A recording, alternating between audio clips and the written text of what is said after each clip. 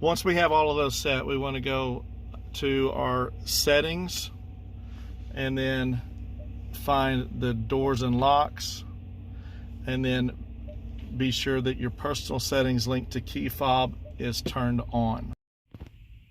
We're going to make sure that the engine is in the off position. We come over to our memory switch. We're going to press the desired profile, in this case 1. Then I'm going to get a memory profile 1 recall. Then I'm going to press the set button. Then I'm going to press the memory profile that I want. I'll get this memory 1 profile set. Then we press the lock button on the key fob.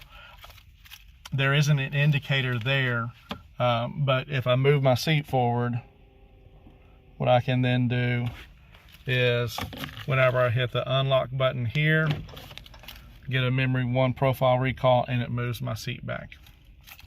So now whenever I press the unlock button on a memory, so now when I press the key fob, so now when I press the unlock button on a key fob that hasn't been programmed, I just get the regular hazard signals and things like that. When I press the unlock button on a programmed key fob that's been linked up to the memory, then I get this memory 1 profile recall indicator on the screen.